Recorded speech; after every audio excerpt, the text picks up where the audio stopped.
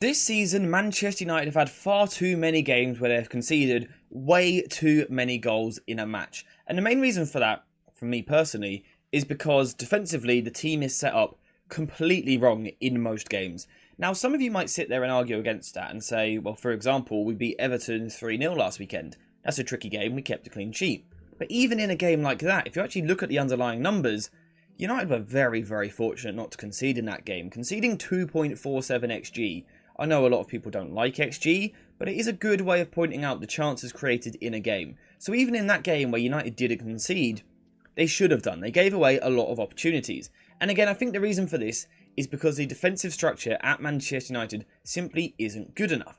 So, what is the problem with the defence? Well, one of the things is the fact that the high press isn't optimal. The way in which United connect certain areas of the press isn't ideal. We also have certain players which perhaps lack an intensity in the pressing areas, right? And I've covered that plenty this season, particularly earlier on in the season. It's something I spoke about quite a lot. So I don't want to focus on that today. Instead, I want to focus on a different problem, and that is the lack of compactness in the team. Now, when we talk about a team being compact from a defensive point of view, I think it's incredibly important. The idea always in football is you have the ball, you make the pitch big. You don't have the ball, you make the pitch small. And I think when we talk about that, we often talk about being compact from a narrow point of view. So having wingers tight and compact and narrow close to their midfield to really prevent the spaces through the lines. However, I think what we also need to put more of a focus on is the vertical compactness of the side. Because if you leave these gaps, say here and here for example, yes, you might be nice and narrow and close to each other, but you're still leaving big holes in your team. And it's quite a simple equation. If you have forwards which are going to press high, and to that you add a defence which is going to drop off nice and deep, it equals massive spaces in the midfield. And I think most people would agree that this is a big problem for Manchester United. There have been numerous occasions this season where the opposition have been able to pick up the ball in the midfield and just drive at the heart of the United team. And it's led to a lot of criticism for certain individuals. Someone like Christian Eriksen, his athleticism has been, really heavily criticised. Casemiro looks like he might get sold because of it. But is it actually fair to massively criticise those individuals when they are in such a poor structure? I'm not sure it is.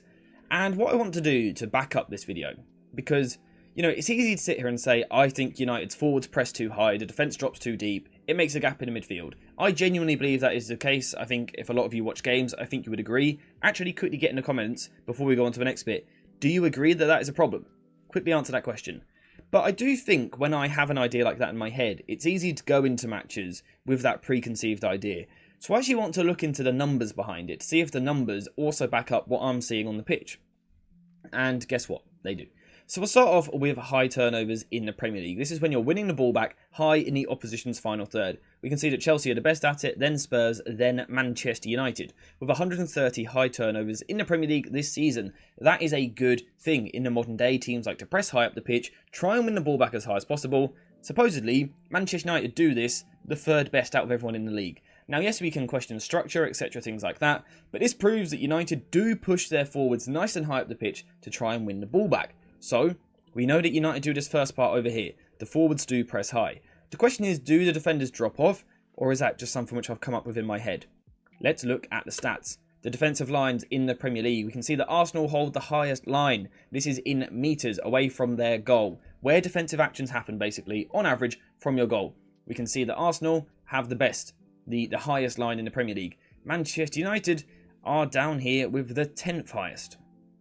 Now, it's not a super deep line, but to have a line deep, or 8 metres deeper than a team like Arsenal, seems like quite a big drop-off. So it seems a little bit odd to me that the forwards rank right up there for winning the ball back in the final third, in third place in the Premier League, yet the defence drop off, deeper than what 9 other teams in the Premier League do. That doesn't add up, and it does lead to this, and again, we've done that equation already. A high-pressing forward line, a deep dropping defensive line equals an exposed midfield, where teams can just carry the ball through, and I think we've really seen that in recent games. And I want to quickly head over to Want Video Analyzer Pro to look at this. This is a great video analysis software. If you guys want to check it out, you can use the link in the description down below. But we have a really good example here. Manchester United have quite clearly pressed quite high up the pitch here against Everton. We've got 5 forwards in the frame here, looking to apply pressure to the ball. All it takes though for Jordan Pickford is one ball over the top to bypass them. Now, initially that's a pressing structure, but I've covered that in the past, so we're not going to talk about that. But that is one issue. The other issue though is that as this ball comes over and the camera just pans across nicely to show us the pitch, look at the gaps in midfield. So we can still see our forward line, our defensive line isn't even in shot, because the gaps between the lines are massive. Huge, and this is so easy for players of the opposition to run through. No wonder the Manchester United midfielders end up so tired, because now McTominay has to cover all this space. So does Marcus Rashford, so does Bruno Fernandes. It's absolutely ridiculous. And when we move to this next shot, you can see just how much room there is in the Manchester United midfield. Now imagine, if we're talking about 8 metres, right? Imagine this defensive line was 8 metres higher. And, for example, played a defensive line which represented something a little bit closer to Arsenal's. We could even talk about 4 metres, you know, just to be in 2nd or 3rd place. If this defensive line was a good 4 or 5 metres higher in the first place, this space would be far less, meaning the midfielders would have nowhere near as much ground to cover, and the opposition wouldn't have as much space. So this is a massive problem which Erik ten Hag needs to sort out. The other problem which he needs to sort out with this in mind is the rest defence of his team, because currently it simply isn't good enough. So rest defence is the defensive structure you have, or the defensive structure you're almost setting up whilst you attack. So we can see this against Galatasaray here for the first goal the other night, the free kick. So Manchester United are attacking, and we can see 4 players in the attacking third. Scott McTominay makes an awful decision on the ball to cross the ball into the box. But Galatasaray pick up the ball, and if we look, as they look to play out, Manchester United's rest defence is not there. Where is the rest of the team? Where are they? This is a poor rest defence structure, because it means that when Manchester United lose the ball, there is no player ready to go and win the ball back. And the consequence of this is Galatasaray find it very, very easy to carry the ball forward. This is Torreira on this occasion, quite an energetic little player, carries the ball forward. We can see Bruno Fernandes now has to cover a ridiculous amount of ground, as does Alejandro Garnacho. Scott McTominay is still up here. It's a ridiculous amount of ground to cover. And as it just plays out, look at the gaps in this team. It's absolutely ridiculous. Now, you might think that this is the gap from the midfield to the defence, but believe it or not, we haven't even got to the defence yet. That's how deep the defence is. So the forward line was on the edge of the opposition's penalty area. That's where Scott McTominay lost the ball. Where is the Manchester United defence? Let's go a little bit deeper. Back here. Why is it back here? Why is our defensive line about halfway inside our own half, about 2 seconds after losing the ball in the final third? It's absurd. And again, look at the spaces in the centre of the pitch for the opposition to stride into. We've got these dotted white lines here to kind of highlight the distances between the Manchester United lines. Where is this vertical compactness? Again, if this defensive line was 4 or 5 yards higher, it would allow Amrabat to be 4 or 5 yards higher. And chances are, United could have stopped this attack right at the source. And, you know, won the ball perhaps up here somewhere. But no, Manchester United don't do that, because the team is so vertically stretched, and this, unfortunately, is purely on the manager. I do think that the players, the Manchester United players, make a lot of bad decisions individually. I think the football IQ is lacking a bit in the team. We see silly decisions in big moments, alright? Ten Hag can't help that. But a defensive structure, that's his job. It is his job to put the defensive structure in place, and he simply isn't doing it. One of the big problems also is that from a tactical point of view, he has this obsession with playing 2-8s, which play really high up the pitch. And this is what really hurt United in particular against Galatasaray, and I spoke about it in yesterday's video. And it's what really inspired this video. The idea of having, I know it weren't Eriksen in that game, but just bear with it.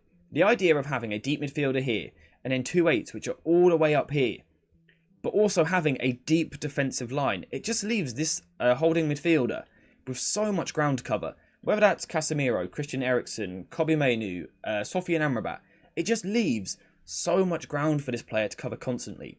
Now, the solution to this is actually really simple, because you've got several different solutions you could use. One solution is to drop one of your midfielders a little bit deeper. There you go, suddenly we're more compact and not as stretched, right? Another solution is to bring your goalkeeper up a bit as a sweeping goalkeeper, move the defence all the way up the pitch like this, move the defence much higher, move the midfield higher, and now our midfield is closer to our attacking line. So we can see we're much more compact. We haven't made the pitch massive like we do currently, we've really shrunk it down. The other option is to take a different approach and go the other way and actually drop right off. So have our deep defensive line, fair enough, but also let's drop our midfield deep nice and close to them, and let's also drop our forwards back a little bit deeper as well. Again, we have a team which is compact and there isn't acres of space for the opposition to run into. This, for me, is the the first thing which Erik ten Hag has to address if he wants to take Manchester United to the next level and compete for a spot in the top 4 this season. I think this is currently the biggest problem for Manchester United. Yes, the lack of control on games, the firing the ball forward constantly in possession, that is a problem.